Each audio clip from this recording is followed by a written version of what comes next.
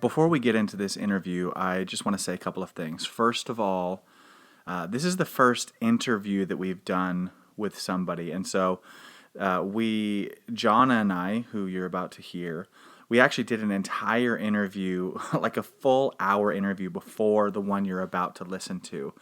And because of security reasons, she had never done an interview like this. I had never done an interview like this. And so we talked about a lot of sensitive things that can't be just like broadcast out there. There's a lot of just sensitive subjects. And so we had done this whole interview, and then after we finished it, she was talking to her husband and realized, oh, well, we probably shouldn't have talked about some of those things just for, people's privacy and just different things that just we had to be careful about. And so she asked if we could redo the entire interview, which we did. And so, but there are still some good parts of the first interview. So what I'm going to do, once you listen to this whole interview, stick around because there will be little clips from the previous interview that were still really good. I'm going to put some testimonies in there that she had shared that it's okay for us to share. And also, because it was the first time, like there was just some goofy moments in the very beginning where neither of us were really quite sure how to start or what to do, and so there was just some funny moments.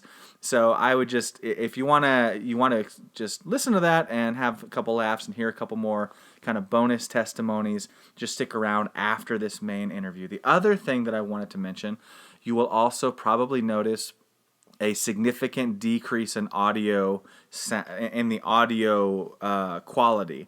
And the reason for that is because many of you have heard about this blue, that's the brand, blue snowball mic that I use that my mother bought for me and I pulled out of an old box when I started doing this podcast. And it's okay for just a one-person voice, but it's still like bottom of the line. It's definitely a step. As I'm learning more about this, it's a step up from speaking just into like my phone, but still not really studio quality. And so what happens is it has these three modes, and this is the mode I'm using right now, which is decent. It's just like for one person to speak into, but it has like an omnidirectional mode, which is what I use for this interview because it's the best that I've got. But whenever it's in that mode, it picks up like all of the ambient sounds. So you can hear everything from, we're down here in the basement. So every time a toilet flushes, the pipes are right above us. And you can hear the water flushing. You can hear people walking across the living room above me. You can hear just all of there's a baby crying at a couple of points. You can hear all of these different sounds because this microphone, even right now, you may even be able to hear people, the footsteps above me here.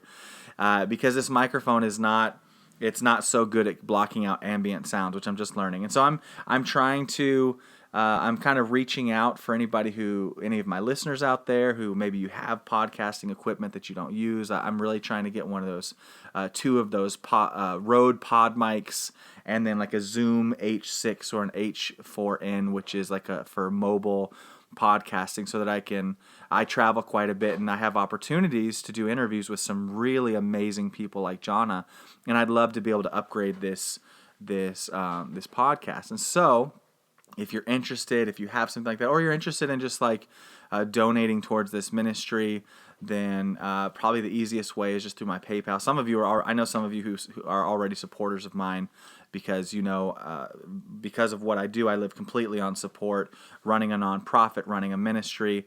I don't have a normal salary job. I live completely on support. And this podcast is going to, as I said, if you've listened to the introduction, is listener supported. And so if you're interested in helping me upgrade equipment, the easiest way is through PayPal, which my PayPal address is Alan, ALAN, CROOKHAM @gmail.com. It's just my name, my first and last name. Or otherwise, you can reach out to me on Facebook or something, or on the Revival Carriers Podcast Facebook page and ask for more info on that, and we can go from there. But I just want to let you know, so we're going to get into this interview. I hope you enjoy. We needed to redo this, so we're this is kind of going to be fun because now that we've done it, Jonna, you can relax a little bit more about what we're doing here. Because I mean, the reality is, for those of you listeners, like podcasts in like the nonprofit ministry world isn't something very common. So a lot of us, we've never done anything like this before. Like those of you who have heard the saga of this blue microphone, this snowball microphone that I have, like this is like a continual, like we don't have the greatest equipment. We're literally sitting in a basement and this microphone is on top of a mailbox box. And we're just here talking. So creative. Yeah, so we're just trying to make it work as we go. But welcome, Jonna, to the Revival Carriers podcast. Thank you so much. I'm super excited because I've been doing like biographies, really like biographies on people from the 1500s.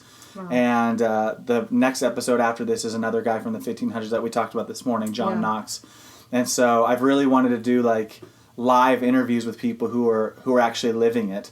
And just this morning you shared in church, and the stories you shared about just all the miracles that God has done is kind of the definition of revival, right? Like people think of revival and they think specifically just of the miracles, but the truth is that it has to bring transformation. Mm-hmm. And that's a lot of people I've learned. I've met so many ministers, and I'm sure you can say the same, where they can move in the power of God, but they don't have any character. So there's no transformation. There's no the fruit, like the miracles. We don't chase after miracles because miracles don't prove character. And so it's really awesome to hear like the miracles that God has done through your ministry and your husband's ministry, and the fruit that's come through as well. Yeah, we give God all the glory for every single thing that's happened, and we continue just to keep ourselves like a jar of clay where he's continuing to mold, until the day, that we leave this earth and we're face to face with him. We just want him to continually, work inside of us, but then also to be obedient and step out, love people and pray for people and just be obedient to him. Yeah. So. I mean, we've been talking all day, and really since you got here yesterday, just about, just life, right? Again, we've known each other for 17 years, and you, since we're redoing this, why don't you just explain a little bit? You grew up in Kenya. What was it like growing up in Kenya for you? Okay. Why don't you just start with that? Okay. So, so at a young age, about 3 years old, we moved to Kenya, my family. And growing up there was just an amazing experience. I remember running around barefoot, carrying little babies on my back. I would climb up trees. I just felt very free.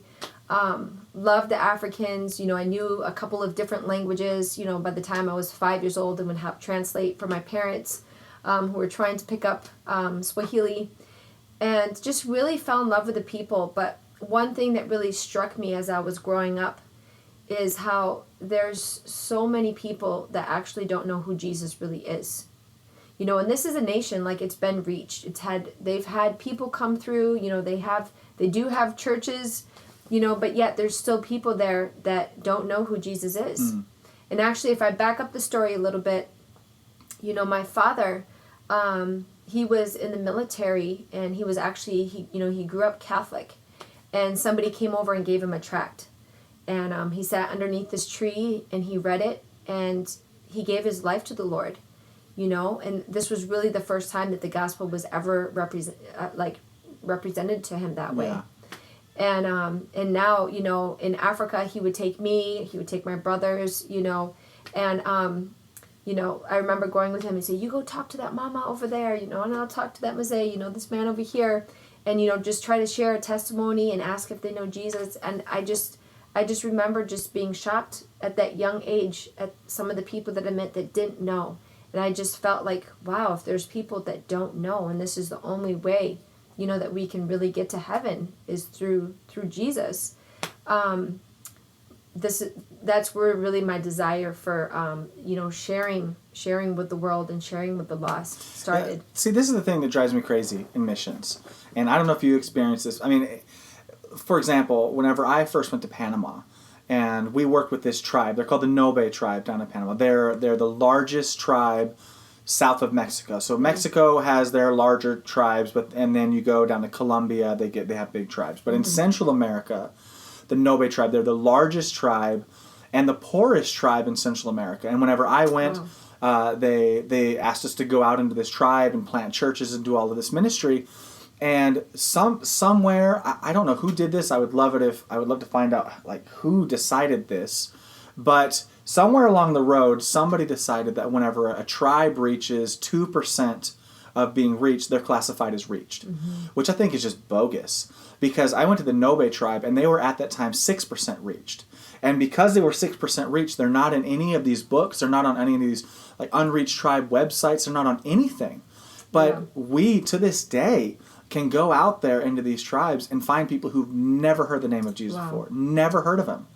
But I think it's a travesty because they're just cut out of all of these books. So then you have this issue of nobody knows they exist. Nobody even knows. And what happened with the Noe tribe, and I know that this has happened in a lot of other tribal groups as well, is a few decades ago, I don't know exactly the year, there was the Nobe tribe was classified as unreached. They were under 2%. Okay. And so there was a whole group of organizations like Wycliffe and Operation Mobilization and YWAM and these different the mission ministries, they went down to Panama. And there was this big new tribes. All these people went down to Panama and were like, we're going to reach this tribe for Jesus. And there was this big push for 2, 3, 4 years. And they do what a lot of them do. They mark down the amount of people who got saved. And they just kept building churches and all these buildings and until they reached 2%. And then when they reached 2%, they all kind of high-fived each other and said, they're reached now. And they pulled out. They said, we're going to go to another tribe now. And so now when we go out there, there's empty church buildings everywhere. Because once all of the workers left, then the pastors, they weren't being discipled. They had only been discipled for like 2 years. The guy we work with, he's blind. He can't even read his Bible. Oh no. And so a lot of them, they're trying to remember something that was taught to them 20, 30 years ago. And now new people don't even know to go there because they're not in the books. So you've got these like half discipled tribes out in the middle of nowhere. Wow. And so yeah, I just thought about that whenever you're sharing that because it just frustrates me. Yes. Yeah. Yeah, and it talks about, that there's going to be people from every tribe, tongue, and nation.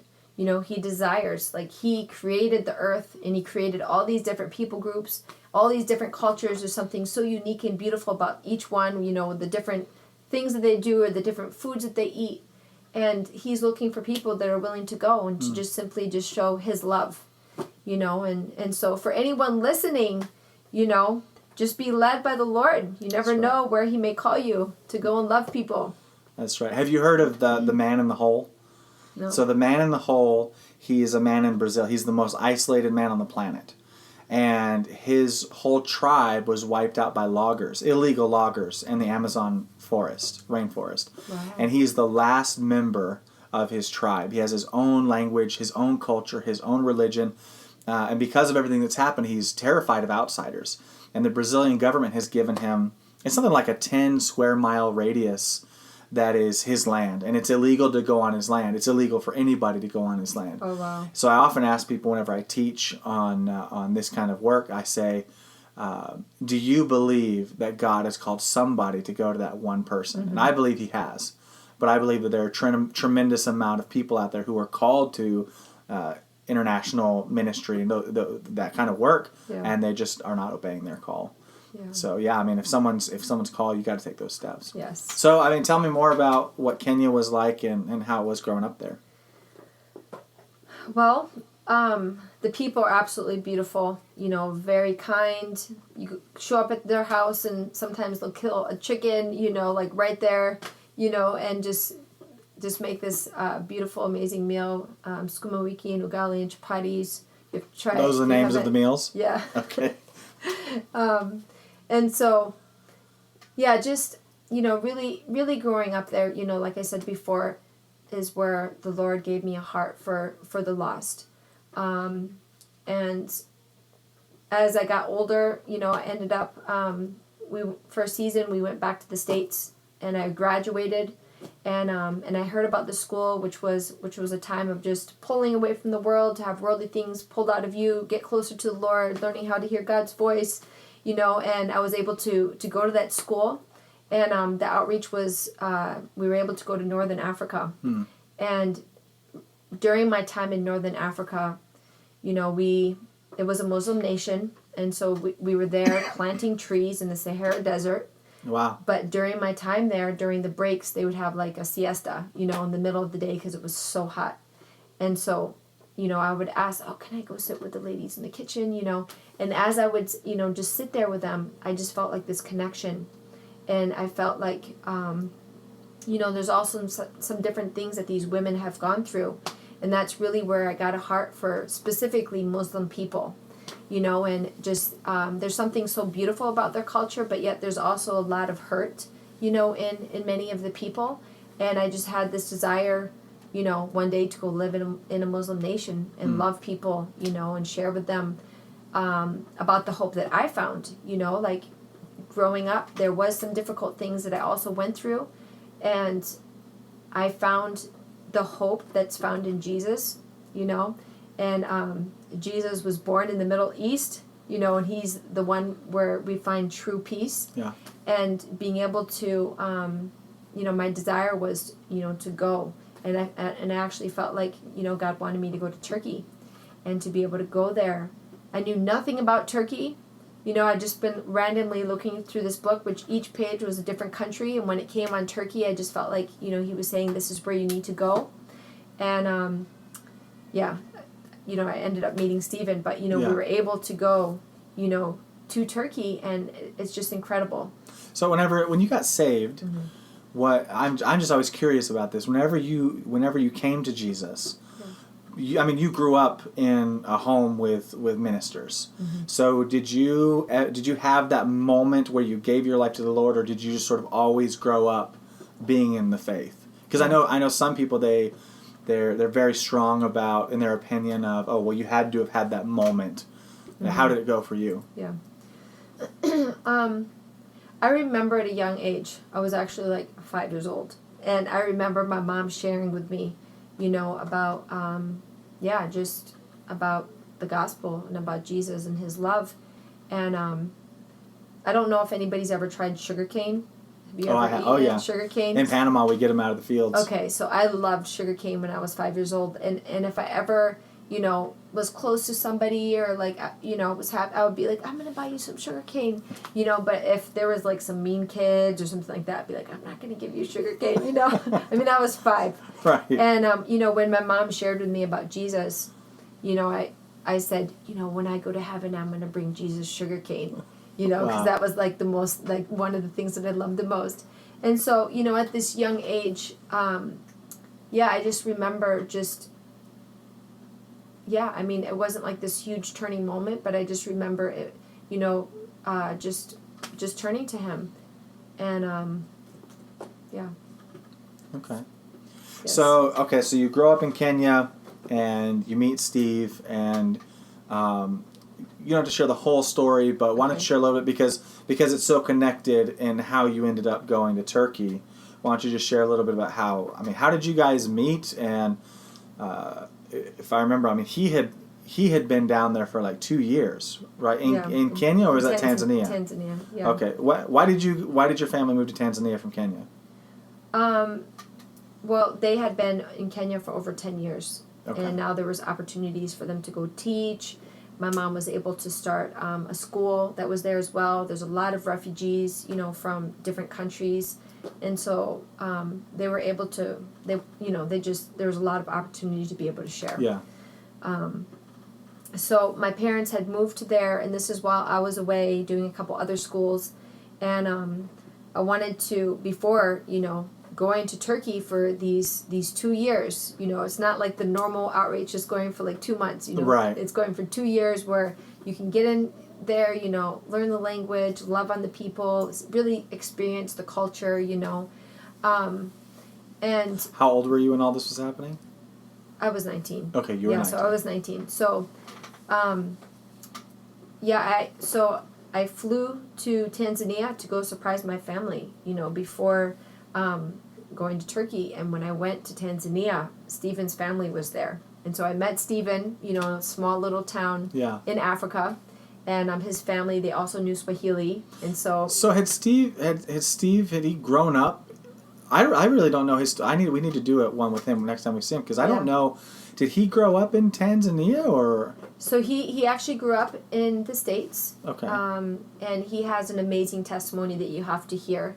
Just the Lord really got a hold of his life when he was young. But as a family, they took a trip to Africa when he was about 15. And that's really where the Lord, got a hold of him, and things became more real, like things in the Bible that they had been reading. But when he was a teenager, they went back to the States, and he got, involved in different things, and at church he was one way, but then, like when he was with his friends, it was another story. And then their parents, felt to go back to Africa when he was about 17. And they asked the whole family, like, what do you guys think? And each one took some time to pray, and they all felt yes. And while he was there, it was like the Lord completely stripped him of all of these different things, and that's really where he started his relationship with the Lord, and so it was amazing. So towards the end of that 2.5 years is when I came along, and my parents loved their family because, they would have meals together, and like Stephen had been to like refugee camps with my dad, so my dad loved Stephen, and sometimes they, it just seemed like the parents were trying to do a little bit of matchmaking, right. But in a short amount of time, I mean, it's, it's a whole story, you'll have to hear it. But, God brought us together. And with that, as we were talking about, possibly getting married and stuff, I says, well, if we do, I have this commitment to go to Turkey. Well, wait, back up, though, because you got to tell the train story. Okay. Like, that's the best part. Yeah. Like, I mean, you two liked each other, but you were like avoiding each other because you both you felt called to go into ministry. So, I mean, you got to tell the story. Okay. So, when I first arrived, I was trying to avoid him because I'm going to Turkey, right. And I don't want to start liking this guy. He didn't want to start liking a girl. He was also 19. He didn't want to start liking a girl that was like his age, because he's about to go back to the States, so we just kind of, just kept our distance. But a couple nights a week, the different youth our age, we would get together, and sometimes we'd have a game night or we'd have a worship night. I remember we went down to the beach and there was a bonfire, and we just were praying for peace in Congo, and just had a lot of like, just fun moments. And out of everybody, he was the most competitive, and I love competition. And so if there was any kind of sports or any kind of things, I remember whenever you were pregnant, I believe with Jaden, and I mean this was back in 2004, and we were playing basketball, and I'm horrible at sports. I remember playing and having one of those Turkish guys ask me if I was tired, because they wanted me to go take a break so they could bring someone else in because I was so bad. I remember playing basketball, and you were really big pregnant, and you belly bumped me to the ground. What? You're joking. Yes. No, I am not joking. Oh my, I can't believe that. Are you sure? Absolutely. I very vividly remember this giant pregnant lady just ramming goodness. into me with her belly. What? So you're very competitive as well. Yes. Actually, Stephen and I, before we got married, we were playing soccer, and we were playing barefoot, and I was trying to kick the ball, and somehow something happened, and his toe was in the way, and his toe broke. You broke his toe? Well, I wasn't trying to break his toe. I was trying to get the ball, but his toe just happened to be there. So he's like, John, I broke my toe, and I'm like, no, you're joking. And then he showed me. I'm like, oh my, and he like taped it. It was together. like crooked. So anyways, it was actually very. So we met, and the Lord, during that time, the second month before, when I got there, in 2 months, his family was leaving. So the first month we avoided each other. The second month we were completely open with each other about things that happened in the past, about our hearts for the future. We talked about God. Stephen would take me like on a motorcycle ride, or we would just do different things. Join his sister and reaching out to some of the street kids, and it was just, it was a special time, and we really started to like each other. And our families, would be talking like, what do you think about Steven? His mom would be telling me stories about when he's little. So it was almost like there was some kind of like trying to have an arranged marriage. Right. But he told me very clearly he's not good, with he's not good with communication or writing emails. And now I'm going to be going to Turkey, and he's going to the States. Do you think he said those things because you broke his toe? No, that happened after. The toe thing happened gotcha. after. It's a good question, though. And so, I've had so many times in my life, like sometimes like every 3 years, where we've moved to a different town or a different village. So saying goodbye wasn't always the funnest thing. I didn't really want to say goodbye, and I was like, what was all this about? Opening up my heart, and now he's leaving. So his family started to go to the train station, and he actually came to my house and knocked on the door and was like, Jonna, you gotta come. Because you wanted to avoid the suffering, and he wanted to make sure you suffered. He wanted me to suffer, to watch him leave me. And so I jumped in the car with my parents and him, and when we got to the train station, there was just many people from the community, Muslims and Africans and street kids and, just other people from, other people. And it was an emotional time because they didn't know if they were going to be coming back to Africa. And so now this family of 6 with a little boy that they were trying to adopt from Africa, they're sticking their heads out of this train and kind of waving, and the train just slowly starts to pull away, and the doors were open. And I was just like, can't believe like this is happening, And so I wanted to jump onto the train and just give him like this one last hug, And so I started running next to the train. And I was like, Steve, I'm going to jump on. And he's like imagining that I'm like fall and the train's going to get so fast and, like what's going to happen. Like it's a 2-day train ride. So he's like, no. And I'm like, so I just ran, next to this train. And I used to run, when I was in high school. Yeah. I loved running.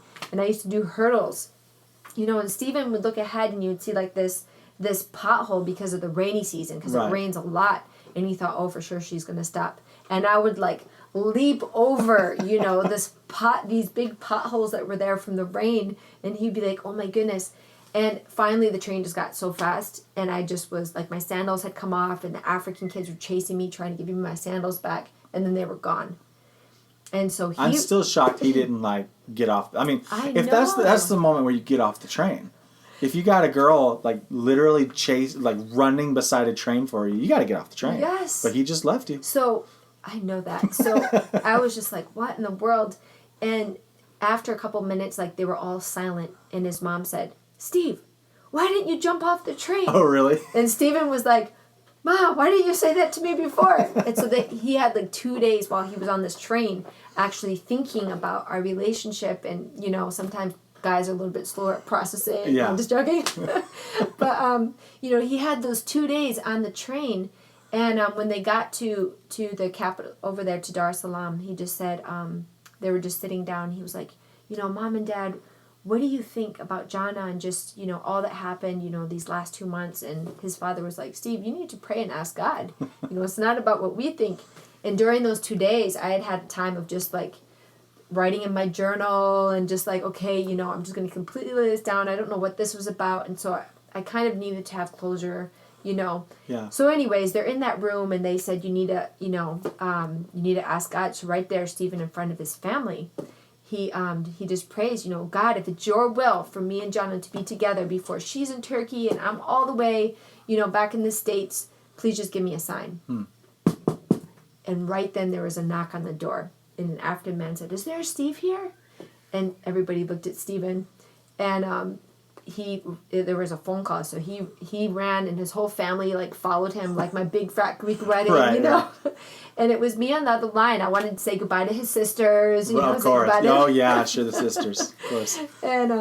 And so I wanted to say goodbye to Stephen, and Stephen was like, Jonna, will you come back to the States with me? And I was completely shocked. Like I was getting ready. Like this is the end of this, And he was like, would you come back to the States? I was like 19, and I had used my finances instead of getting to Turkey to get to Africa to see my parents, to see them, because I'm going to be gone for like 2 years.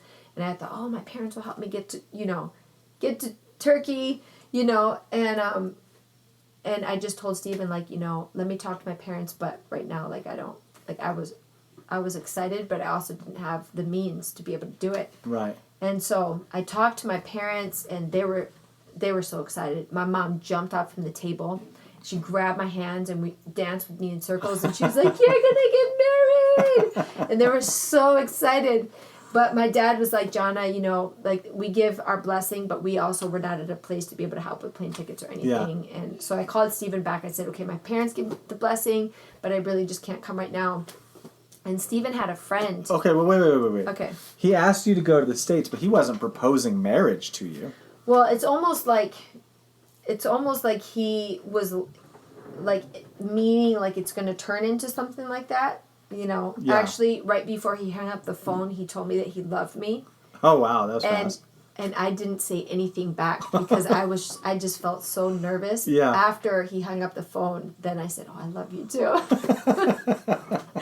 And so it was just, I don't know.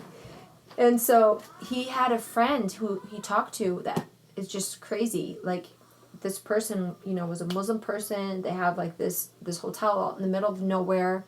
I don't know if there's something happening with, like, diamonds or something. I have no idea. But he had a plane, and he actually flew me across the country. As Stephen shared the story, he's like, "Don't worry, I'll take care of it." He flew me across the country, and Stephen bought me a ticket to join them to the States. And it was actually very embarrassing because we had 2 days in Dar es Salaam, and his father was introducing me as Stephen's fiance. Oh, really? And so I was, like, turning, red. I was like, "Oh, my goodness." So we got to the States, and, like, a month later, he proposed to me. And he had asked my father, of course, first. Yeah. And then a month after that, we got married. So how long did you know each other? Like 4 months? Altogether, 4 months. But the first month, we weren't really talking. Right, because you were avoiding each other. Yeah. So it's just, I really love the way God brings people together. Yeah. And I think, if you really feel like you have a peace from the Lord, and I mean, we had the blessing of both of our parents. So even though we didn't really know each other, we had that peace and also the blessing of our parents. Yeah, which is big. And so, we had an adventure ahead of us. Wow. And you've been married. This year will be 20 years. 20 years. Or actually, this month, yeah. This month is your anniversary? Yes. Oh, well, happy anniversary. Will you even see him on your anniversary? Lord willing. Lord willing. As long as everything works out with... That's awesome. Yeah, different details of the NGO and stuff, yeah. So after that, I mean, you had made that commitment to go work in Turkey. Yeah. And obviously, I mean, he committed to go with you whenever you got married and all that. You went to Turkey. And you were there, how long was it, 16 years? Yeah, it was about 16, 17 years that we were there. And let me just say, Turkey's an incredible nation. Antioch, the place, just a rich history. The place people were first called Christians is right there. Yeah. And the reason why they're called Christians is because they're like Christ. But actually many people in that nation, when they see Hollywood and they see these different things coming out of America, they think, "Oh, that's what Christianity is." Yeah. And so to be able actually to live there and show them, no, that's not what it is, and to love them like Jesus and, to walk it out, we really desire just, to love people and for them to see, Yeah. And so, there's the 7 churches of Revelation, Ephesus is right there, one of the churches, just incredible history. I know, because I was there. For 2 years, and then also, I mean, I visited you guys before you left, and I was there in Ephesus. Yeah. And I can never remember how many times I went there twice, right? I believe to Ephesus. So. Yeah, I went to Ephesus twice, and I mean, one of the most amazing places I've ever been in my life. Absolutely beautiful, and I still to this day tell people Turkey, the best food in the world. Yeah. Amazing. I mean, they're fresh delicious. bread every day. All the lahmacun and all the different foods that we had. Yep. And even Cappadocia. Yes, which Cappadocia. They have underground cities that early Christians built to escape from Arab persecution. Yeah, I went. Incredible. I went in one of them, and it was with you. Yeah. And it was a five floors underground. Yeah, 5 stories. Some of them 7 stories. It's just underground. Amazing. There's still paintings in there. I mean, there's still who knows how many hundreds of miles of tunnels that people. Because there's no, it hasn't been explored. Yeah. And so, I mean, just absolutely wonderful. That's the Cappadocia is where they have the hot air balloons that go up every single day. Yep. I mean, I never went in one of them, but if you wake up early in the morning, there's just a beautiful view of them just rising. Just incredible. yeah. It's incredible. So, how long had you been in Turkey whenever I went? Because I went in 2003 when I was 18, Okay. which I went the day after my 18th birthday. Yeah. And so, how long you'd been there? So we went there in 2001, and yes, we really loved having you there. And I have a burning question actually. Yeah. Was I your favorite staff you ever had there? Oh, definitely. Yes, I knew it. That's recorded for all history. No, I mean we loved every single one. Every single one of you guys that we were all together. We were like family. Yeah. We really all were like family. Yeah, and, I mean, like I said, we were talking about this. I think yesterday, earlier today. That still, I've never been in an environment like that where it really was a family, and we were from wildly different places. Yeah. I always get mixed up. In the beginning, there were 6 of us, right? And then whenever I left, there were like 8 or 9. It's not that it's important, but I just in my head I get them mixed up because Okay. we had it doesn't matter. Yeah, I know that we had people from many different nations. Yeah. I don't remember exactly who was there when you were there. I do remember going to southern Turkey with Steve one time, and we went to this one, it was a fishing village, and it was one of the most beautiful places I'd ever been. It was like crystal clear, like blue water, like you see in like a magazine. Wow. And we were going to go to this one, like this little uninhabited island there. Oh, wow. And we took a boat, and as we were driving, the guy who was driving the boat, he told one of us, I don't remember which one of us, but he told us to throw the anchor out to anchor the boat. And I remember one of us threw the anchor out and it wasn't tied to anything. Oh, and yeah? So, oh, no. So it was like a movie. We're like watching the rope just uncoil, oh, no. and everyone was like, it's not connected to anything. We're like grabbing it, trying, and it just ended up in the water, like completely gone. Oh, my goodness. And we ended up having to like put the boat on the sand so that we could get out. And the guy who was driving the boat was he didn't tie it, so it was his fault. Yeah. And so like he didn't blame anybody, but you could tell like he was flustered by the fact that like we just threw his anchor in the ocean without ever like saying anything to him. Yeah. We had a lot of really wild adventures there. So I mean, tell me about what you did in Turkey, your work there, and I mean you told so many stories this morning in church, just of the different miracles you saw God do. I mean, if you can share a couple of those, yeah. I mean, those were really, really powerful as well. Yeah. Well, the thing is, just a quick scripture verse that I just want to read in 1 Corinthians 2:4. It says, "My message and my preaching were not with wise and persuasive words, but with a demonstration of the Spirit's power, so that your faith might not rest on men's wisdom, but on God's power." And I love, just as you're living, whether it's here or whether it's overseas, wherever you are in the world, there's different times where different scriptures, just come alive. Yeah. And you see it, just being played out, or you walking on it, or you're holding it, and it really is like, our daily bread, and, Paul was the one that said this, and I think we really saw this come into play as we were there in Turkey, where, we could have conversations with people, and we definitely did, but at the same time, as you step out and you pray for somebody, we would see God answer prayers, and there would be miracles, there would be the Lord showing himself real, and that's something that the people can't argue. It's something where you can't say, okay, well, that person's leg didn't get better, or, or whatever it could be, because they actually see it, which gives God glory, and which makes people more open to the gospel and want to hear more about who he is and his love, Let me just ask you something, because I just noticed your Bible. For those of you who are listening, can't see, this is the most tattered Bible I've ever seen in my entire life. Like, what is the story behind this? Like, it looks like all of the leather, or I guess it's not leather, like all of the binding. It has no binding on the back.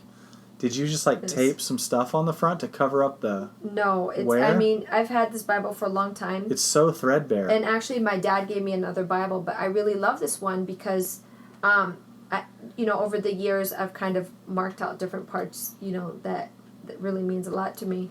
And so I actually want to get a new cover like made, like sewn. Yeah, back you in should. Iraq.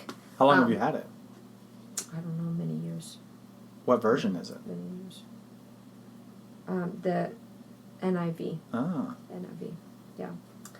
So, so yeah, in Turkey, I could share a couple of stories. As we were there, you know, there's so many different needs and so many different things that took place. And I remember, you know, as we were living in Istanbul, there was a time where we went up to a park just to pray over the city, you know. And as we were praying over the city, we actually had some friends that came just for, you know, a couple of weeks. Some of the girls had to use the bathroom, you know, and so they went to go use the bathroom and they met this girl, you know, a Turkish girl in the bathroom. And they started talking, and the girl's like, oh, I'm going to be getting married soon. And they're like, oh, and she invited them to come. And they're like, wow, this is exciting, get to go to, you know, like a Turkish wedding. And what happened was something happened and she ended up breaking up. And so they wanted to meet with her. You know, they invited her over for a meal to pray for her because she was really depressed because now they're not going to be getting married. And they asked, you know, is there anything we can pray for? And so she did want personal prayer, but she also had a brother that was inside of the hospital and who had cancer, and said, can you please pray, you know, for my brother? And so just prayed, and then this small group had to leave and go back to whatever country that they came from. I think they were coming from Holland. And this person, the brother, got completely healed from cancer. And it's just incredible. And they even called a couple months later when they had to do, you know, again had to do to check, and he was still completely healed, you know, and they received a Bible, you know, and so for them to see the Lord answering prayers, like they weren't even there in the room with the person, you know. Isn't that the craziest thing, right? Like that, this is something that fascinates about miracles. Like when you read a lot of books or you hear testimonies, a lot of times the supernatural things that God does a lot of times when they're explosive and it's almost theatrical in the way, like God will do these really wild miracles. But I've noticed a lot of times it's almost so natural that if you don't catch it, you wouldn't even notice the miracle happened. Like whenever the first time I went to Guatemala, which was a few years ago, there was this woman who came to one of the church services. We had this outbreak of miracles in Guatemala it was crazy. We had this man get healed in a hospital that from a wheelchair. I told you about him yesterday, where he had been in a wheelchair. I prayed for him, and he hadn't felt anything in his legs in 6 years. Prayed for him, and God touched him, and he got healed. And that just caused this whole outbreak of miracles in that hospital. We were there all day with people just getting healed. And then, because of that, we were preaching in like 3 churches a day for like a month. It was just wild. It was so awesome and physically tiring. And I remember this one service that I went to, and I had heard about David Hogan. At that time, I was listening to David Hogan like all the time. Yeah. And what he does in a lot of his services is he has people come bring cloths and things like that up front, and he'll pray over them, and then they get sent out all over the world, and people get healed and all these crazy stuff. So I was doing that when we were in Guatemala, because there were so many people wanting prayer that we just couldn't. Like they couldn't come get prayer. We couldn't get to everybody. They wanted us to go to their houses and all this stuff. But I remember this one specific woman who came up after the service, and she had. It was when we were praying for people, and she had missed the actual preaching part of the service because her husband was on his deathbed in the hospital with cancer. Like he was vomiting blood, and the doctors were saying he was going to die then. Like it was the end. But she had heard about all the miracles, so she came to the church service just for those minutes to ask us to pray for her husband. He was still in the hospital. Yeah. And I was praying for so many people, like I wasn't thinking about it. And this woman came and she explained, my husband, blah, blah, blah. He's in the hospital dying. Can you pray for him? And I was thinking, because we were praying for cloths and everything, I said, well, do you have a cloth or something that I can pray for? And she was like, no, I don't have anything. I just came from the hospital. I have nothing but my Bible. And I was like, well, that'll work. We'll just pray for the Bible. Yeah. So I told her, put your hand on the Bible, and we prayed over the Bible. And I told her, I said, when you get to the hospital, you put this Bible right on your husband's chest, and you say, in Jesus' name, be healed. I speak, you will live and not die. This thing like we say all the time, right? You will live and I speak life. You'll live and not die. Yeah. And I didn't see her again for like 2 weeks.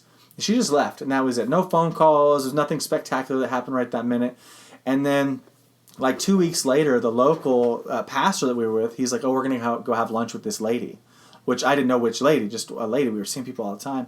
Yeah. We go to this house, and we just had lunch as normal. We're sitting down, and it's rice and chicken and soup. Like that's what we always eat there. We're eating this stuff, and then as like we finished the meal, she didn't say anything to us. A lot of times we go into those houses in Latin America. A lot of times the people who are hosting you don't really talk to you. They have you sit at the table and then they serve you and then they'll go into another room and eat while you eat. Okay. And so we didn't really talk to her. And then after we all eat our meal, she says, "Oh, I want you to meet my husband." So it was funny because she told me, like, "I want you to come with me into the back room."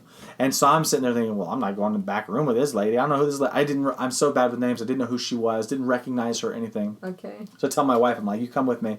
And so we go into this room, and the room's there. Like, they don't have doors. It's just a curtain. We go and open up this curtain, and there's this man laying in bed eating soup, eating the lunch. And she said, "This is my husband." She thought that I recognized her, which I didn't. And so she's like, "This is my husband." And I was like, good for you. It's a good-looking guy.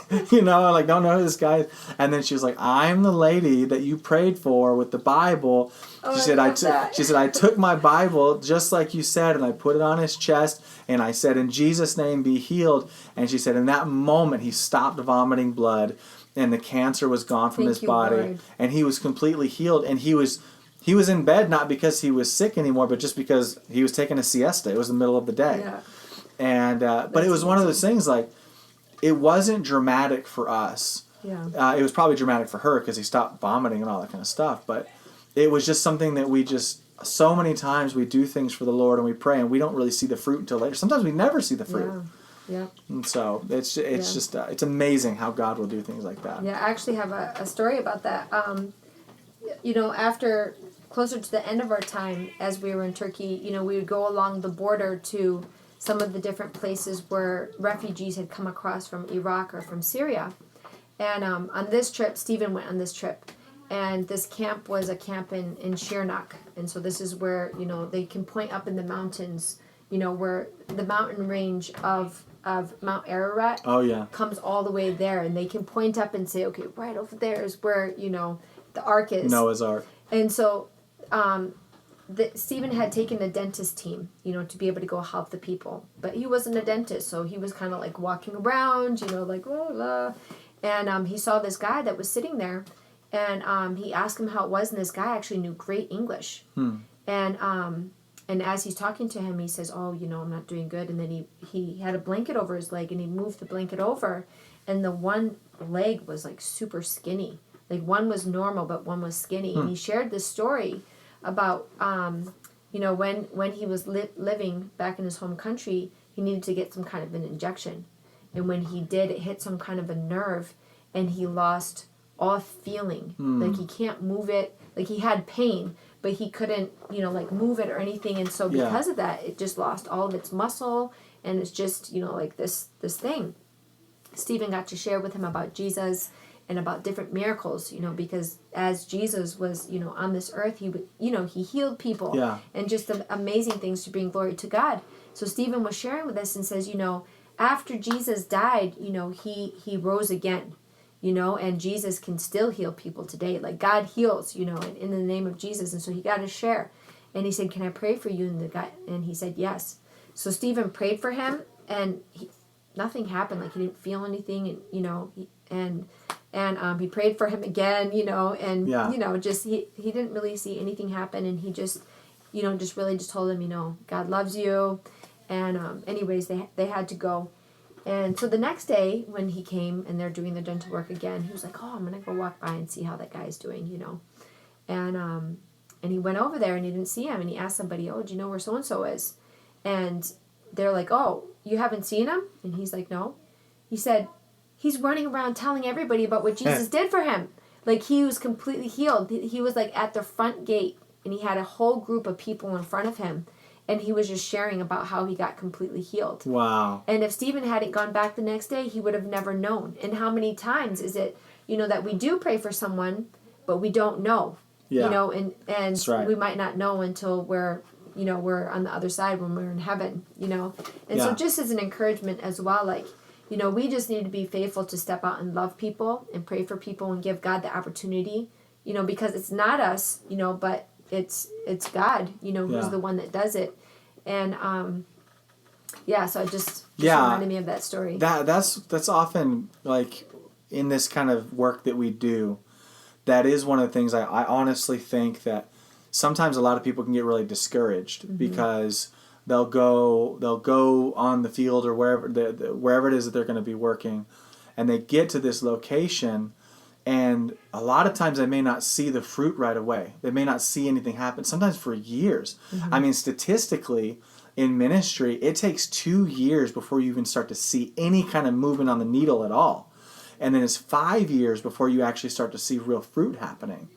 And a lot of people, they get really discouraged and end up quitting in the first, I know whenever I was in Panama, people usually only last like 6 months before they'd quit, because they have that fantasy that we talk about of they step off the plane and revival is just going to break out because that's what they read about in the books, because those little tiny 100-page books that people read, those biographies, they leave out like years and years of things that people were doing to get that fruit, cultivating that fruit. They only ever show the fruit and not all of the stuff that goes. I mean, you were in Turkey for 16 years. Yeah. And a lot of this fruit, I imagine you would agree, I've seen the same thing. This is, like I said, I'm coming up in my 20th year of doing this, and you go through long stretches of time where you're really just living life. You're just going day by day, and then I can't remember who it's. I don't know if it was Dr. Livingston or there was a one guy who, I love his quote. I just can never remember who said it, but he said that ministry is drudgery day after day with brief moments of bright light.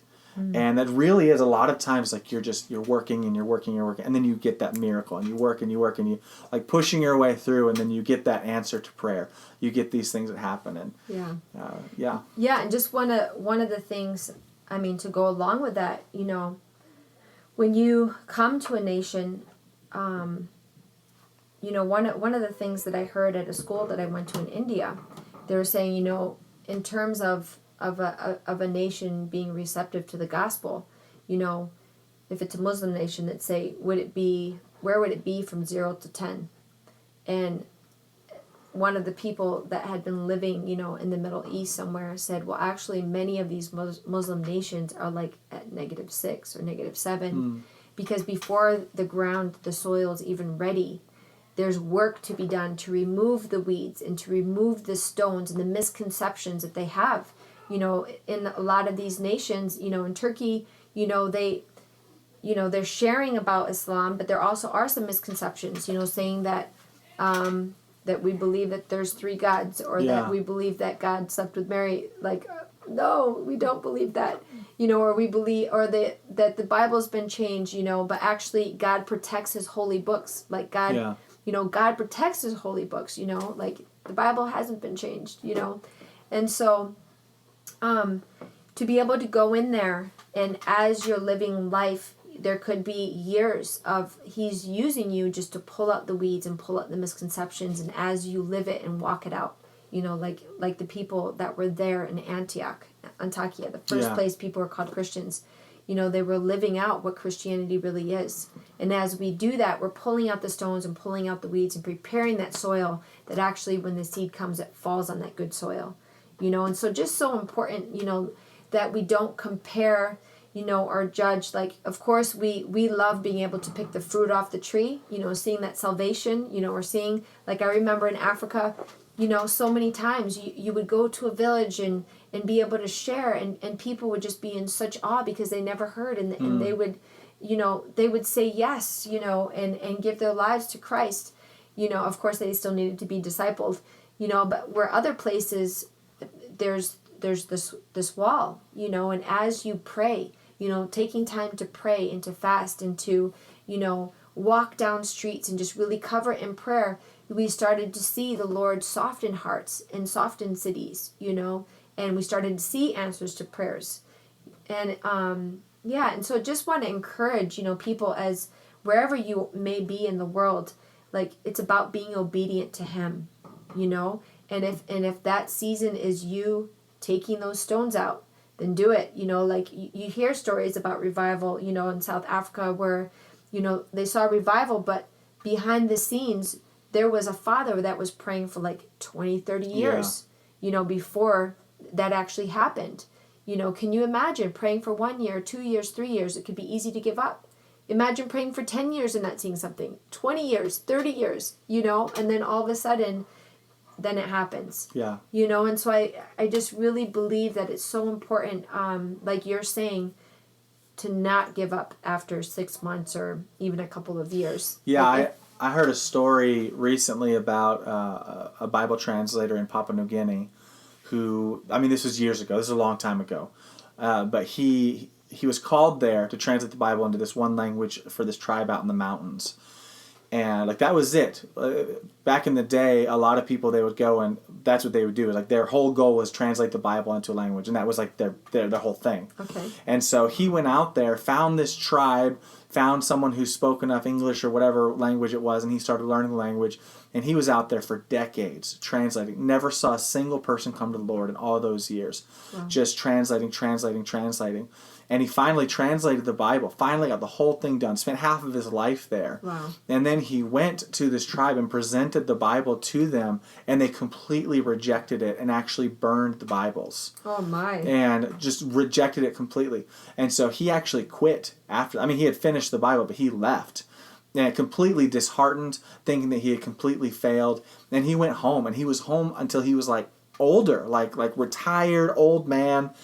And one day he decided, when he was an older man, he decided he was going to go back to Papua New Guinea. He just wanted to see the tribe because it's been so many years. And whenever he got back there, he met that original guy who helped him translate. And the guy took him out into the mountains. And he hadn't spoken to any of them. This is like days before smartphones, before any of those things. He had no way to communicate with these people. Mm-hmm. And so he goes out there, and the translator is like, oh, well, let me take you and show you. And he goes out, and what had happened was they burned the Bibles, but there was at least one, maybe two Bibles that had survived the burning. It's amazing. And so this translator, the man who had helped translate, actually took that Bible and started doing like home Bible studies with them. And this revival broke out while the translator was in the States. Didn't know any of this was happening. Wow. Then revival broke out in this tribe, and most of the tribe had become believers. Wow, praise and the Lord. He didn't know it. He had spent most of his life thinking he was a failure. Mm-hmm. But it wasn't until the end of his life he comes and there's all this fruit. And I think a lot of times for us, that's what we do. I know for someone like me who has like a small ministry, and the things, sometimes it's like, okay, well, did we have an impact? Did we really, is what we're doing here in El Salvador impacting people? Is what we do in Thailand? Because as you, like in the day-to-day, it doesn't feel like it's really doing much. Mm-hmm. But then 10 years from now, 20 years from now, you look back and you're like, oh, wow. I mean, there's a lot of fruit that's come from this. But you have to go, you have to push through that. You have to be obedient through all of that to get the fruit. And most people won't. Yeah. So you guys, you were in Turkey. I mean, there were so many miracles that happened. God was doing so much moving among the people there. Primarily, you worked with like youth, right, or like college-age students, or what was your primary work there? Well, actually, it wasn't just one specific group. Like we did. I mean, we were young, and so naturally, we made relationships with young people. Yeah. And sometimes we had English clubs, or we would have like university nights at the home, or this family atmosphere where people were away from their homes to be able to come, and we'd play games, and actually during those times, naturally conversations would come up, as people would talk, and some people even were frustrated with religion and what was happening, and would say that they're atheists, but when you actually talk to them, they weren't. They were just tired of religion. Yeah. And so we would have the opportunity to share, well, it's not about religion, it's about relationship, because a lot of times, in these nations, it's about memorized prayers, and you have to do this and this and this, and they don't see God as a God of love, more as, I mean, yeah. And so for them to experience God in that way, that as a God of love, people were coming to him and giving their lives to him. But yeah, besides, everything that was happening, the relationships that we had with those young people, also just reaching out to some of the people groups that were, like the Kurdish people group and the Gypsies, some of the groups that weren't viewed as highly, and we were invited out east to be able to go and to visit some of their homes, and got to hear different stories, and actually these Kurdish people have been through a lot. Yeah. Like the land that they had years ago, was divided between Turkey and Iran and Iraq and Syria, and so they live in these different nations, and in each place there has been a certain amount of persecution that they've undergone, unfortunately.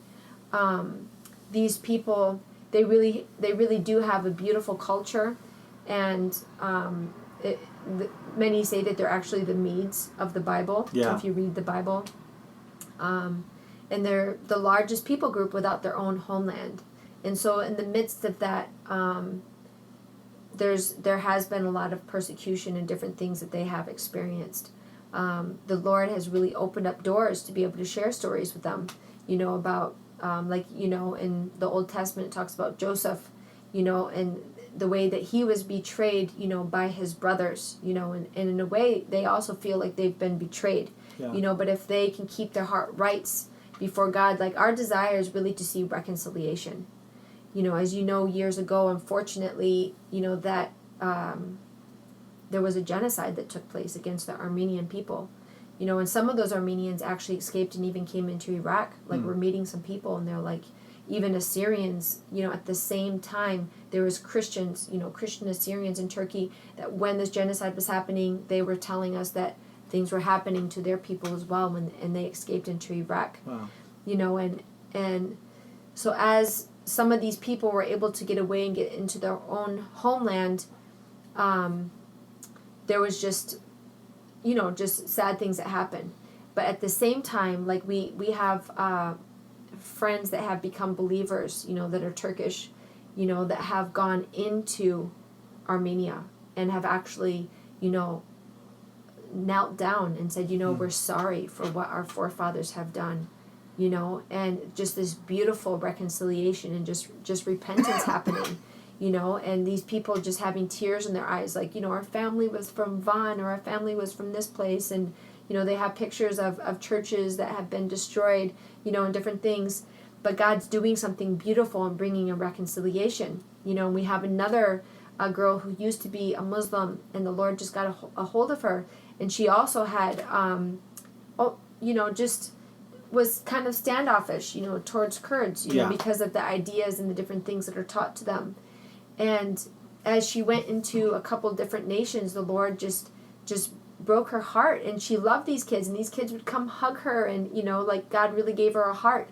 And, when we moved to Iraq, she actually came to Iraq, as a Turkish believer, and was able to tell, these Kurdish people, like, God loves you. How beautiful is that? Wow. And so I just believe that, the enemy wants there to be division. He wants there to be hate. He wants to use politics, or to use, because of the different nationalities we have, and it's, when you're not a believer, it's like an eye for an eye, a tooth for a tooth. You did this to my father, I'm going to do this to your son, and just this this thing continues. But there has to be a point where, when we come to know Jesus, that's not how it is. It's about turning the other cheek. It's about loving. It's about forgiving. And as we do that, we're going to be breaking these strongholds that are holding nations in bondage. Yeah. And we want to see these people free. And the only way for them to experience this true freedom and this true peace is to really come to know Jesus. Like I said, he's the one that gives true peace, and he was born there in the Middle East. And so he can share, if they can find him, then they can find true peace. Just incredible stories, people that that they've seen ISIS come through, family members killed, like heads blown off, just terrible things. And we've seen these refugees come to a place of forgiving. And they said, you know what, we are going to go back to Syria. And we are going to share with them that Jesus is love and Jesus is Lord. And the more people that come to find this truth about Jesus, the quicker we're going to see this war stop. So just incredible, Wow. So I want to hear about your move to Iraq and how that transpired. But first of all, can you tell the testimony about the little girl who was raised from the dead? Yeah, so, as we were living in one of the cities close to Ephesus, we would have a time where we would just love on the kids, play with the kids. A lot of them, felt like people don't, like some of the parents would tell us, people try to keep their kids away from us, or they don't want people coming near us because maybe they see us as more dirty. And the testimony of one of these guys was, I've been frustrated towards, the people in this nation and foreigners because they look at us like we're dirty people. He said, but you come up here and you love us and you love my kids, and all week they're sitting here telling about the fun games and the fun things, and they can't wait, And he actually had a dream about Jesus, and they brought tea and they gave us all out tea, and just really incredible. And really through playing with the kids, it opened up doors to get into homes. Because, and just to be able to have tea with the ladies and share and just, be real with each other.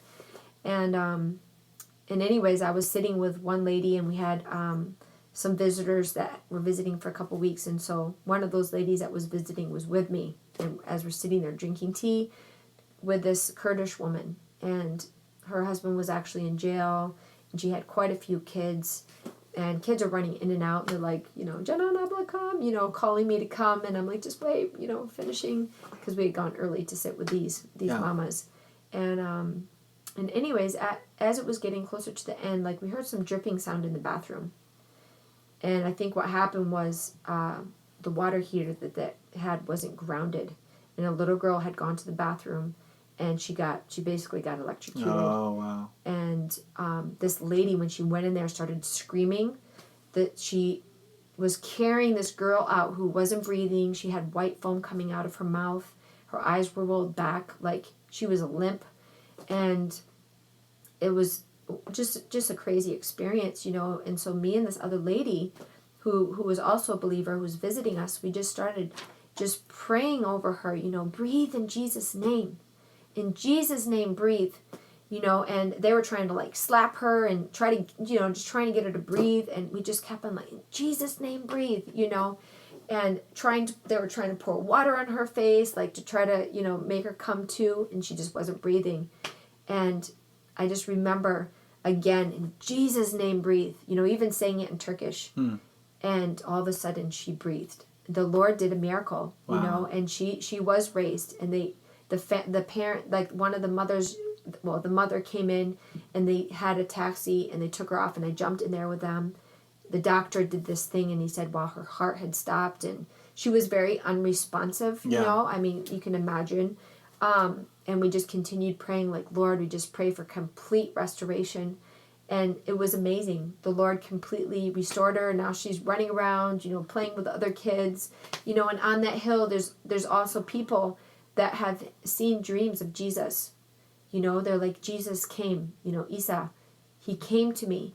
And so, for anybody listening, just pray, because many times these people, they come through dreams. There's many people that they've seen dreams where Jesus has come.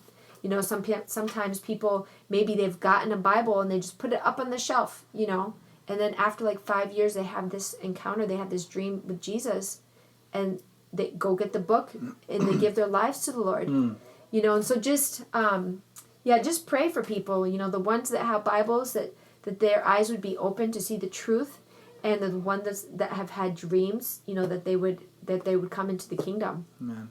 Yeah. So how did you transition into Iraq? How did that happen? Yeah, so we always pictured being in Turkey for our whole lives. We're like, we're going to be here until Right. we're, grandparents and, just, we just, we loved the people and the country. But we also, we loved the Kurdish people and, like, Turkey's also 20%, Kurdish. Yeah. And towards the end of our time, things were starting to get more intense. I don't know if you know, but Pastor Andrew Brunson, he was in prison. Yeah, that was in the ministry world. That was kind of everywhere. A lot of people heard about that. And so, he was accused of a couple of different things, and some of the Kurdish people that were believers, were also trying to reach out to people that were along the borders. And those same connections that he had that were believers were connections. We would stay with them, drive with them in the vehicles, and just loving, trying to help the people in the camps with what food, what do you need? They would need food or they would need blankets, and just trying to see, okay, well, how can we help out? We would help put tents up.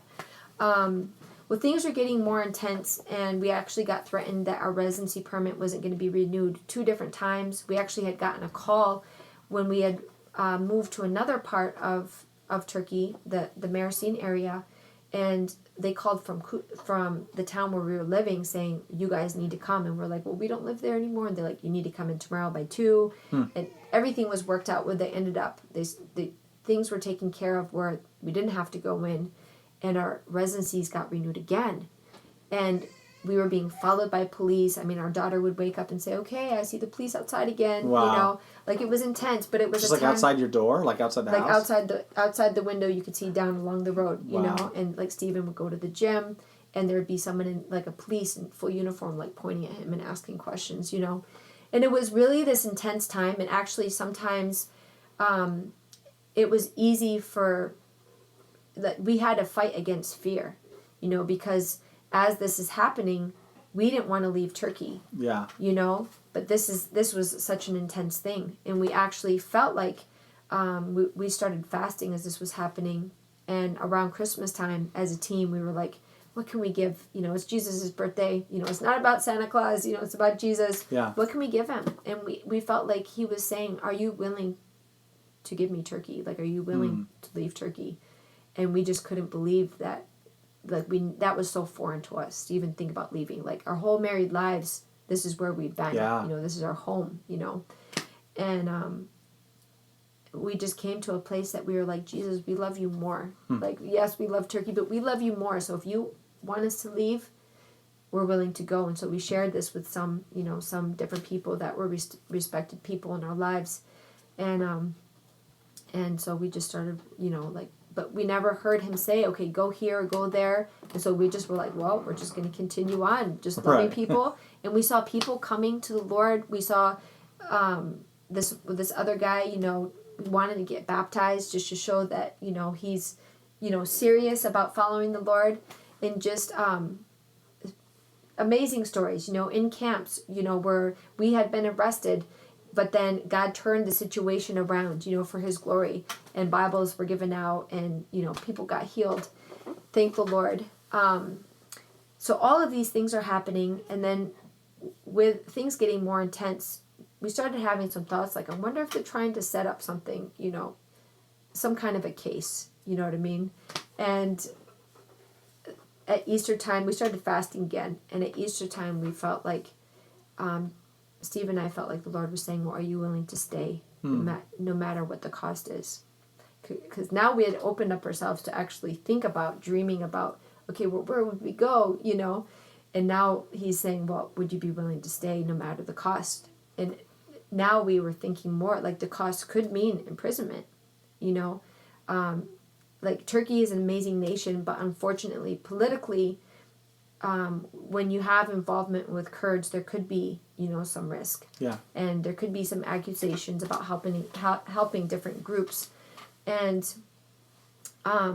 so we just didn't know, like what's going on behind the scenes. But we came to this place that we were just like, you know what, God? Our lives are yours.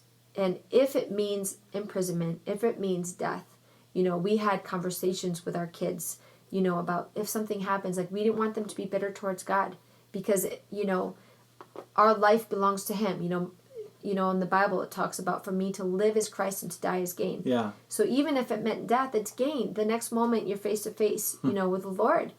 And so we had these conversations, and we said, yes, Lord. If you want us to stay, no matter what the consequences, we had to write a will, then we're willing. And all of a sudden we experienced this amazing freedom, just like there wasn't this fear. It was just like, what, we belong to him anyways, and we're not going to hold back, like we're here, like every day that he has for us here is another day where we can be a light and we can just love these people,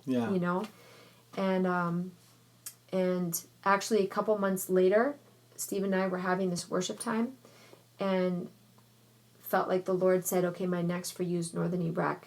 And actually he told Stephen. Stephen took like a week before telling me.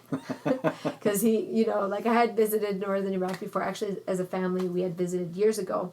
But I had visited like a year before that, and just the needs that were there with the refugees and things that had happened with ISIS was just, I don't know, just really pulled at my heart. And so he told me like a week later, and we shared it with a family. And as a family, we just felt like, yes, like, Lord, if this is what you're saying, then yes, we're willing to go. And so we shared, we started sharing with some respected people in our lives. And I heard about my grandmother that was about to pass away. So some people actually helped. I was able to come, to be with her right before she passed away. And while I was there, like the day before, Stephen gets this call. And now it's not from the other town where we lived, but it's the same people that give out the residency permits, And they like, Stephen, you need to come in tomorrow at 2. And when he went in with our son, and they basically said, we had 10 days to leave the country.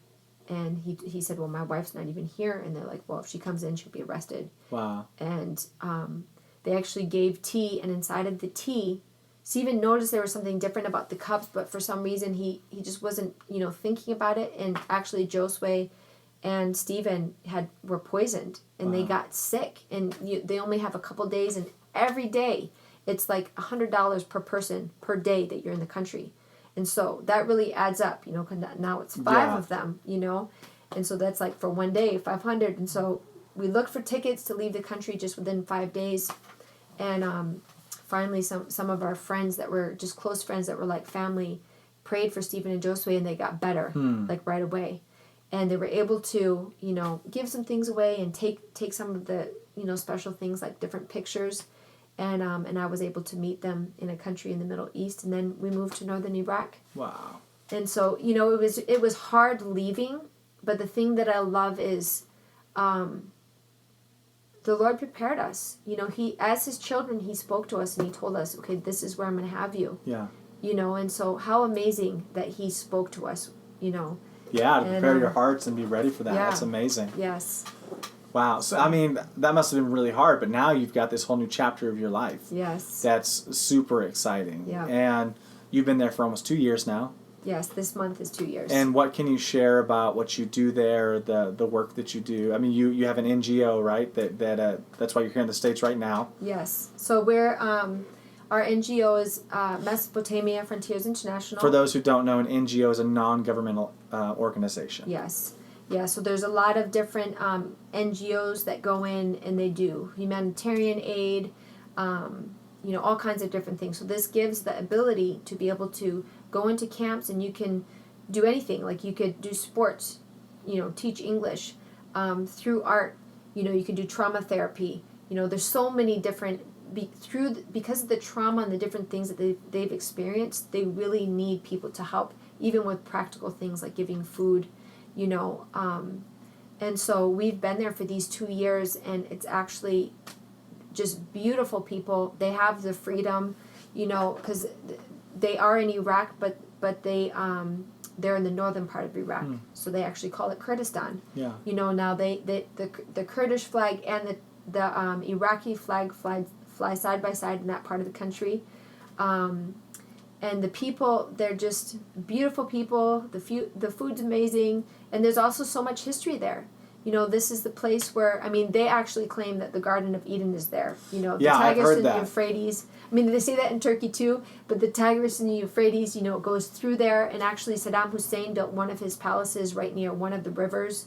I mean, obviously Saddam Hussein isn't there anymore, but Nineveh is there. Nineveh is actually modern day Mosul. Yeah, whenever we got to go up into that. Oh, I can't even remember the name of it right now, but I did a video on YouTube. Mountain? That it had the big the monastery, like that ancient monastery in it. Al-Kosh, yes. Al-Kosh, that was the Yes. name. Whenever we got to go there and look out, and you could see like the plains of Nineveh from there. It was one of the most amazing places I've ever been in my life. Yeah, it's incredible, and that's actually right there in Al-Kosh is an ancient Christian city. Yeah. And you can look and they can point ISIS made it to right there. They can point to you where they made it to, but they didn't actually make it specifically to their town, which is and amazing. Jonah's tomb is in that area as well, right? I know it's not right there, but it's in that area. Jonah's tomb is there, and also Nahum's tomb. That's right. We went to Nahum's tomb. Yeah, we went to Nahum's tomb, which was amazing. Yeah. So I haven't been to Jonah's tomb, but the town the three wise men came from as well is there. Yes. Yeah, that's incredible. As we remember at Christmas time, you can go to the town where they claim that the three wise men, wise men came from. And that's one of the few places in northern Iraq it's mostly Christian, right? That's like the whole village. Is that correct? It was a mixture of Jews, Christians, and Muslims. Okay. So there still are some Christians there, and it's like this mixture, which is there's actually ancient villages, even Esther, from way back to that time, there's ancient Jews that have been there throughout the centuries. Some of them fled during the time of Saddam Hussein, and some Christians also had fled through different times when ISIS came through. But at the same time, it's incredible to see the remnant that is there. Yeah. We've met some Assyrian Christians and some other Christians, Chaldean, and other, Kurdish Christians, and the love that they have for the Lord. And they have also seen persecution, and they have also been threatened. And some of their family members have had to flee to Europe or to other places, but they stayed because they felt like God told them to stay. Wow. There's one family, they actually were from Mosul, from Nineveh, and they got accepted to move overseas. And right before they were getting ready to go on the plane, they felt God was saying, no, stay here, reach out to your people, so they didn't go. Wow. So just so beautiful, So here we are in this incredible nation. Tower of Babel was there. So you have all these different nations. Like Turkey, it was basically Turkish and Kurdish, you know? But here you have many different kinds of Kurdish. They're still writing the Bible in one of the languages. Yeah. You mean translating? Translating. Yeah. There's Sorani and Kurmanji and Badini. So the area where we are, it's Badini. And then there's different kinds of Arabic.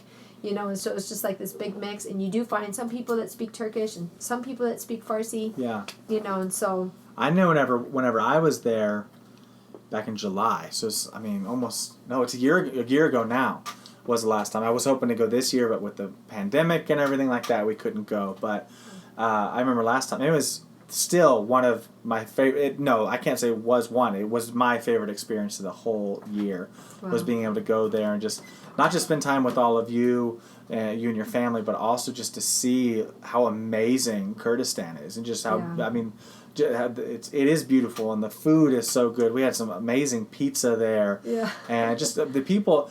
There is a mentality about the Middle East because of the media, and the media just twists everything.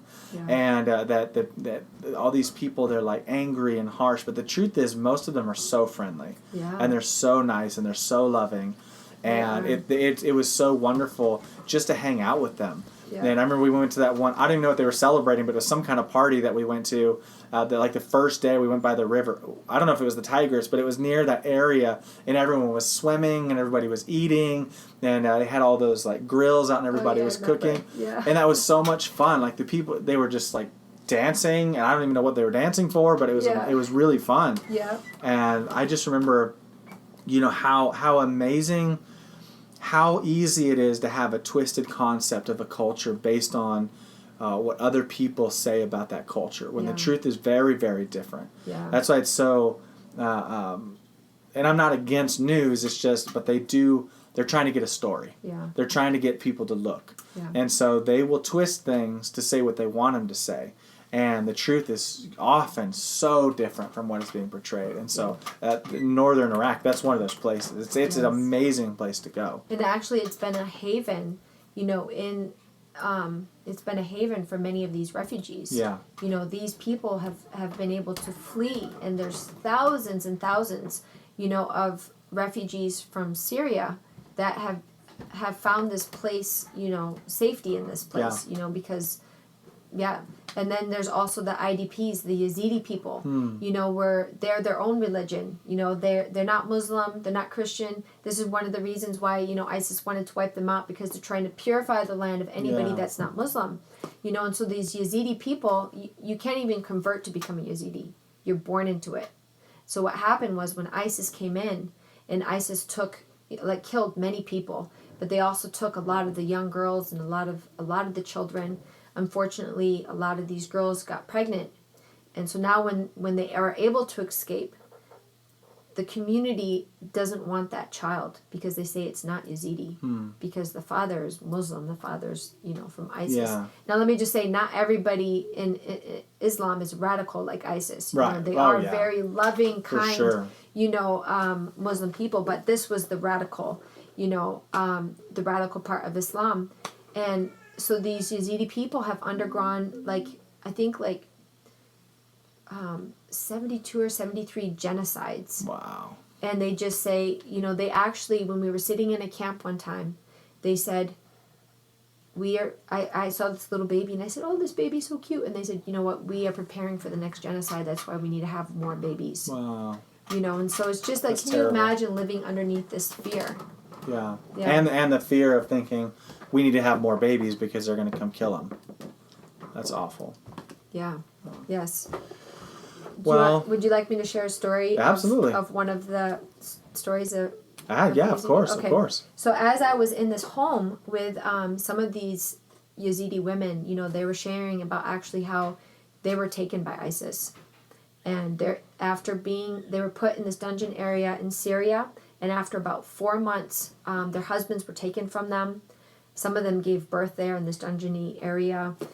They took their sons, and what they say is they take these little boys to try to raise them, to fight, to go back as like suicide bombers. Like they brainwashed these little boys. And I remember when I was there, they actually had this little boy. It wasn't their son, but they took this little boy in because he doesn't have his mother and father.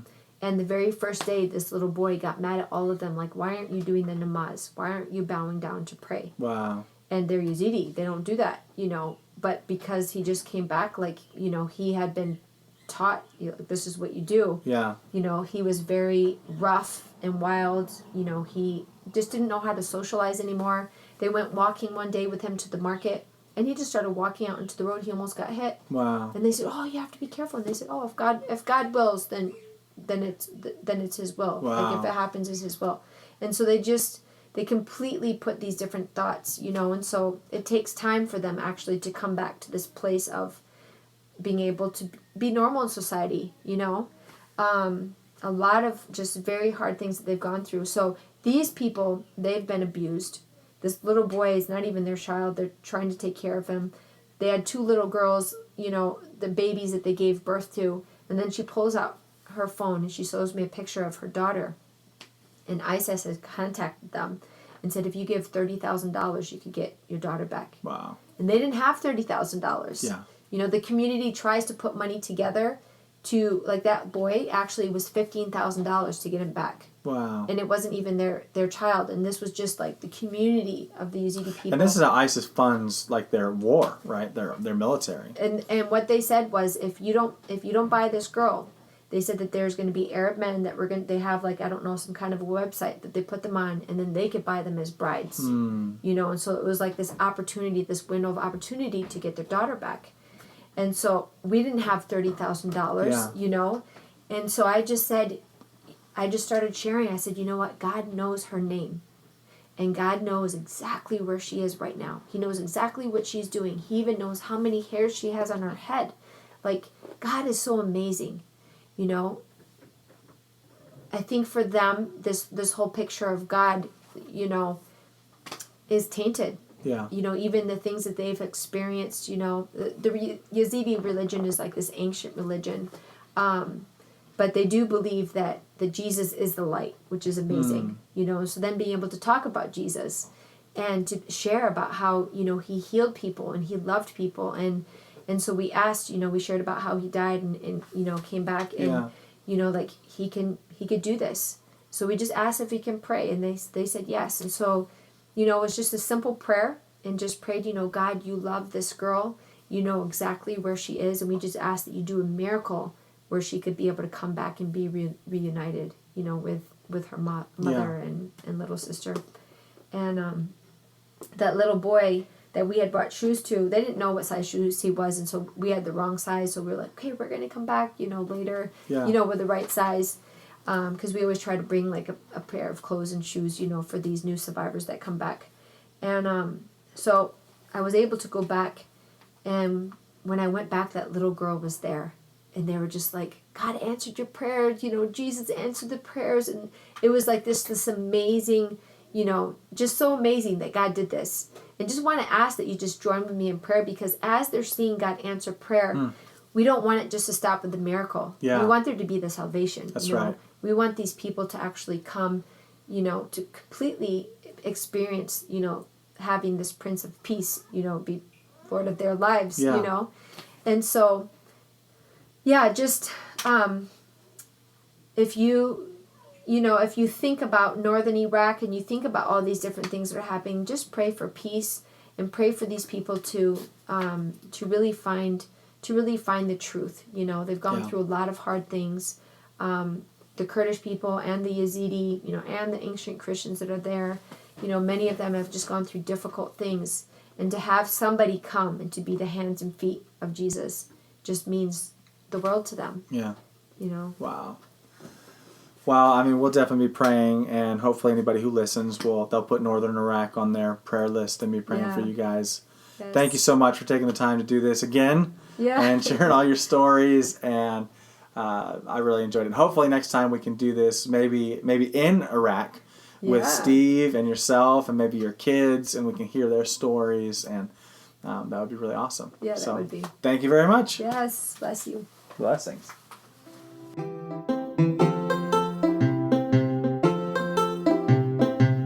Crazy. It is crazy. I was thinking about that last night, and I was like, man, you and Steve don't age at all. You both look exactly the same. No. You do. Shackley. No, I'm just kidding. I should say something about Shackley in this podcast. If anybody's interested, is it recording us right now? It is. It's been recording since you got down here. Stop it. Why are you doing that? You raised that. You raised it up. No, I just set it on record. I mean, we can erase all of this. Well, I don't want it recording us. No, as we're saying. I wanted to record so that we can just get started and not have to go over and... I know, but I don't want all of the things that we said to be on there already. No, we can edit. We can edit anything out that you want to edit out. The whole thing. We can't start with all of that. Why not? People love that. No. What do you mean they love that? Us talking about what's okay to say and what's not okay. Have you ever listened to a podcast? No? Sermons. I've listened to sermons. No, it's different. Like interviews, like people just talk for like 3 hours, which we're not going to do, but that's what they do. They just talk. Which is what I'm trying to... Like, this isn't... Like, you're acting like this is like a super, like, professional... You start the thing. Okay, we're starting right now. How are you going to know when it starts? Because I'm going to listen to this whole thing. Because I have to edit the sound and stuff, because there's, like, babies crying and people walking back and forth. And, okay, like, start it officially. Say. Okay, we're officially starting right now. See, that makes it weird, though, because if we that's why I want to just have the conversation and I can just ask you questions, but now it's like an official interview. Okay, so let's just start how you would want to start. Like, I've known you. Let's start from right there. Go ahead. Yeah, we've known each other forever. No, you have to start it. Start it how you were going to start it. That part's not professional. All of that needs to be erased. All we have is this one little, like, cheap microphone. None of it. I don't care. This is literally sitting on a mailbox. Alan, all of these things that we just said is nothing that I would want to be in a podcast. Start it officially. Say Okay. hello, Jana, and then, Okay. we've known each other all this Hello, year. Jana. Welcome to Revival Carriers. That's the name of the podcast. Wow, that's amazing. Yeah. It's good to be Your here. whole voice changed. Like, it got real professional all of a sudden. Where are you going? Where are you going? I'm erase this whole thing. I'm not starting it off with it like this. All right, fine. Okay, come back. Fine. Come back. Don't walk off. Then this is going to be one of those things like walks off during interview. Can you please erase this whole thing? No. Let's start it over professionally. I don't want. It's too much trouble. Last time I started it, it didn't even actually record, and I don't want that to happen again. Okay, fine. We'll officially start. Okay. Hello, Jana. Hello. How are you doing today? Good.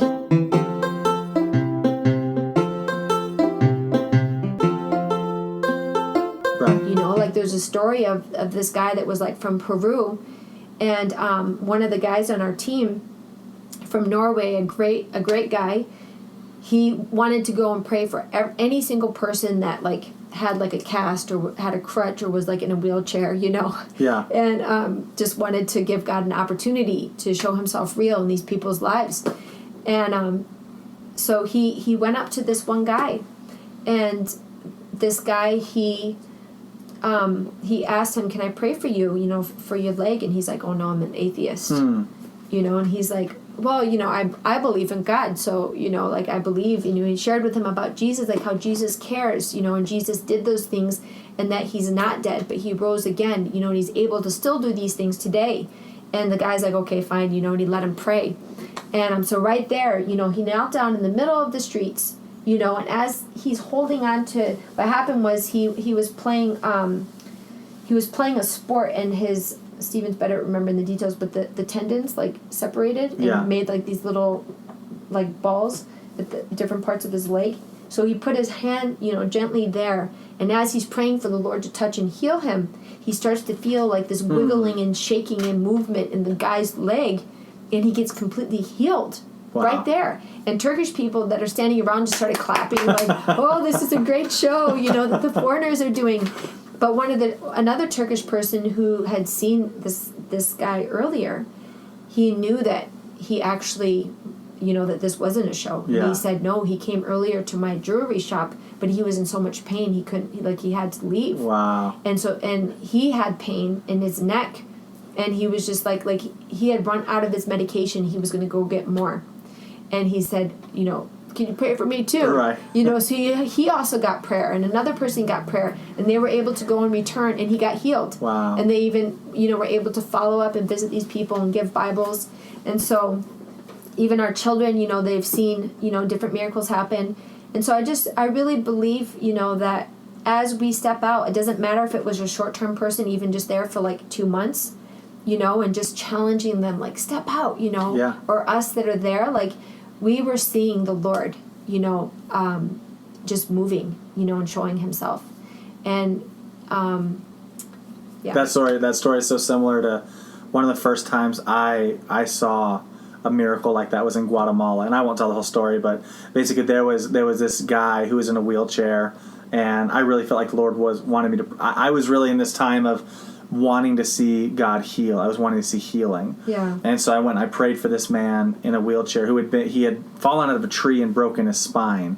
So he couldn't feel anything from his legs down had been 6 years. He had no movement or feeling. And I prayed for him, and I felt when I didn't know what to pray or anything. So I just said, "In Jesus' name." And whenever I said that, the muscles in his calf muscles started spasming in my hands. And we both started screaming. Yeah. Because we were both freaked out by what was happening.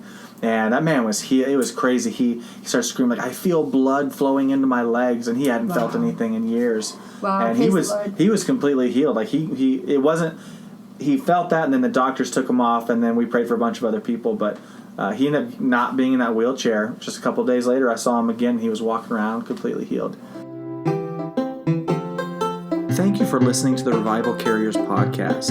Come back next Thursday for a brand new episode. And also, if you haven't already, please give us a rating. That helps us get this podcast out. And if you even want to go the extra mile, write a little positive review for us on whatever platform you use to get your podcast. Also, help us share this. Tell your friends about it. Help us get this out, because we're small, we're growing, and we need your help to get this going. So thanks again. God bless. See you next week.